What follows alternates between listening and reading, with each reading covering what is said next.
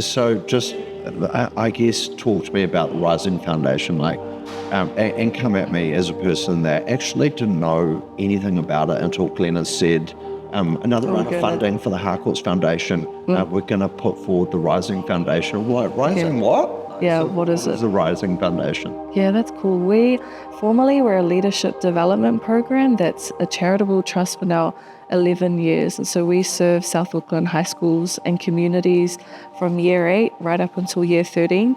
And then after our students graduate our program, we still support students afterwards as graduates. But for me, I grew up in the program when I was 16, and I can only go based on what my experience has been through the program. And I definitely know that it's, without even trying to be too cheesy, it hard out changed my life and transformed the way that I viewed people, the way that I treated relationships, and how I viewed myself and what I wanted to do after school.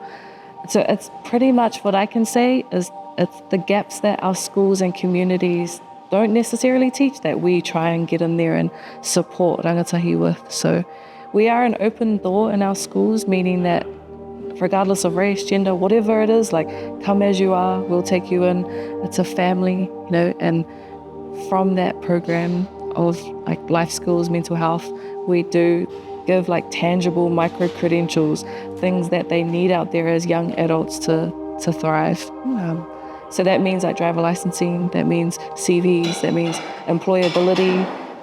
We're trying to do our job so that employers are ready for these young people and they can take them in and invest into them as well in their company. So there's so much more to it than just the driver's license, it sounds to me. Yeah, it is. That whole open book piece, come as you are, that totally resonates with me. Growing up in Papakura myself, we talked about coming from a fatherless household.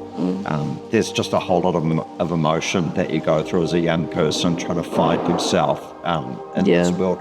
And that was back then.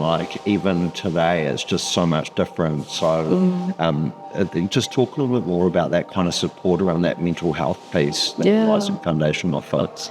Yeah, I think if you were to interview like we're doing now, if you were to do a Q&A with every single young person currently in the program, they would tell you a different story of how it's helped them. So we already know from being young people ourselves how tumultuous that adolescence phase is. And I used to categorize our program as being help for disadvantaged young people. But I believe now that everybody has how would you call it? A place where they're needing support. Even if you come from a Decile 1 school to a Decile 6, or, money doesn't really equate the life issues that people are going through. And so the logistics of our program, we work in camps. Camps is our bread and butter message of where we really try and sow into these young people about the knowledge and the application that comes with wisdom. We can teach all we want about identity acquisition.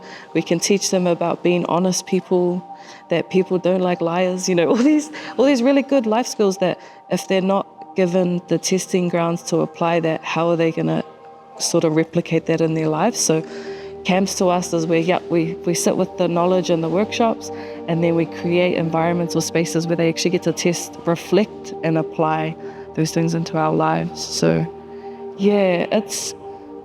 what else would I say about it? The themes that I love the most, because we run a cycle of 12 themes throughout the 3-year period. So one of our themes that I really love is purpose, and vision. And so it's all about knowing who you are as a person, which we know is ever evolving, but who we are, where we're heading, and how to live a meaningful life. Sometimes it means having really honest, sometimes confronting conversations, because we love these kids enough to be straight up with them, to show them that this is what's happening in their lives and how we want to shift their direction or pivot their sight at the moment. Sometimes we talk about this theme called ripple effect, and it's the analogy, is when you drop a stone, you drop a rock in the water and it creates ripples.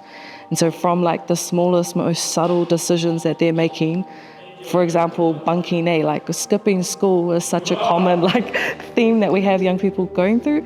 And so from that moment, we're trying to get them to think bigger of the consequences of their choices that they're making now.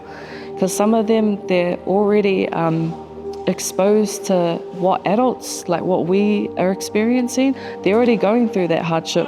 So with adult choices have adult consequences as well, but they're children making adult decisions. So we're trying to get to preserve their innocence as children so that they get to play, they get to have fun, they get to make mistakes, because they are growing up too fast, I reckon.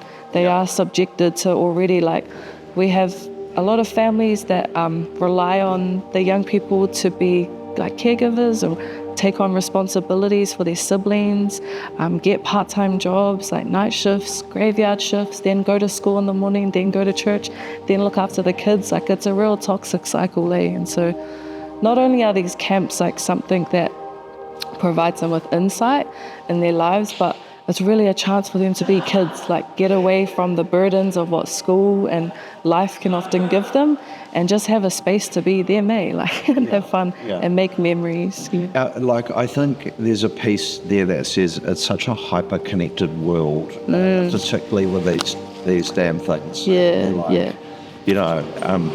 And so I would say, talk to the hope piece. It's so easy to feel helpless, that there's no opportunity, that there's no future. How do you think the Rising Foundation kind of reaches out and assists in just kind of forming or seeing a roadmap for their future? You got some good questions. Roadmap for the future, and roadmap of hope, and not sort of in a deficit language of helplessness and I think this job is... how would I say? This job is tough in the sense where you pour from your own cup, and if your personal life and who you are as a person, or the season that you're in as a youth worker has some instability, then it'll reflect in your fruit, it'll reflect in the engagement with your young people. So I think one of the greatest things about what we do, without it trying to be an elevator pitch, is that we know what it's done for us, so we know how to then instill that in our young people to sort of continue the generational change that we've experienced in our lives. We really are in the game of that. We're about helping the young person, but we know that what we do now, it's going to bless their kids, it's going to bless their families, and we want transformation in the family, not just them, but how can they influence their parents, their aunties, their siblings to just want to do better, want to be better people, but want to level up in life as well. So in the career sense, getting jobs, we always have the message of it's all good. If you want to work at Macca's, if you want to be a rubbish truck driver, those are mean jobs. But we know that you can also be valued for the way that you think and the way that you contribute and your perspective culturally as well. We see things from different lenses. So we want them to sort of raise their trajectory of where they see themselves 5-10 years from now. Love it. And look, just talking to you, I can sense there's some real wisdom about you. Thanks, Greg. Humble. So I thank you. I'll tear up. I thank you for the work, and I have to say, we're so proud to be able to support. It feels like a drop in the ocean into what's required. It's a big kind of thing to tackle, right? Yeah, sure. So thank you. For anyone watching, they want to learn more about the Rising Foundation. Maybe even they're a business owner locally in Papakura, Manurewa, Pukekohe that want to support. Where can they get more information? Yes. So we do have our website, therisingfoundation.org.nz. And then there's our social media platforms as well. So on Instagram, we're the Rising Foundation. Facebook for the older generation that our young people aren't even on. The Rising Foundation there too. But for the question about business owners and wanting to support, as much as it is us trying to get young people into employment, for my service in particular, we as ourselves as workers need to keep relevant and up to date with what the job market looks like.